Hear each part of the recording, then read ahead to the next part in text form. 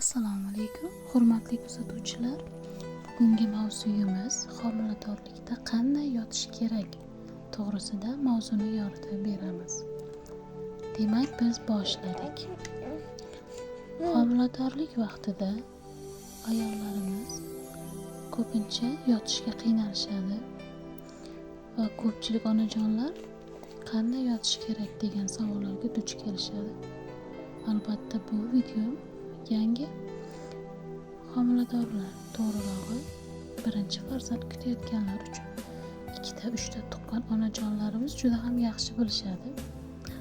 Albatta obuna bo'ling, kuzatishda davom eting. Bundanda qiziq mavzularni olib chiqishga harakat qilaman va biz davom etamiz. Homiladorlik vaqtida asosan chap tarafga qarab yotish tavsiya beriladi. Chunki o'ng tarafga qarab yotganingizda jigar sohasini ezib qo'yasiz va o'zingiz qiynalasiz. Chunki qon aylanishi buziladi, ko'ngil aynishi, holsizlik, bosh aylanishlari kuzatilishi mumkin. Undan tashqari qovurg'a sohasida ozgina pastroqda biqin joyida og'riqlar paydo bo'ladi. 8 oylikka o'tganingizdan so'ng esa og'riqlar kuchaya boshlaydi deyiladi. Lekin men sizlarga tavsiyam o'zingizga to'g'ri kelgan tarafga qarab yotishingiz mumkin. Shunday vaziyatlar bo'ladiki, 8 oylikdan so'ng bola pastlay boshlaydi va og'riqlar kuchaygan vaqti tepaga ham qarab yotishga to'g'ri keladi.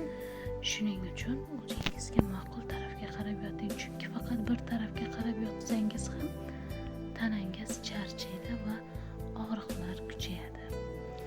Bundan tashqari oyog'ingizni tepaga ko'tarib yotsangiz bo'ladi. Ko'pchilik onajonlarimiz so'rashadi, oyog'imiz juda ko'p og'riydi 8 oylikdan so'ng deb. Bu mavzuni alohida bitta mavzu qilib olib chiqaman, videosini joylayman. Kuzatishda davom eting. Obuna bo'lish esdan chiqmasin. Bundanda qiziq mavzularni olib chiqishga harakat qilaman. Kuzatishda davom eting. Albatta onajonlarga ulashib qo'ying. Hammaga rahmat. Obuna bo'lish esdan chiqmasin.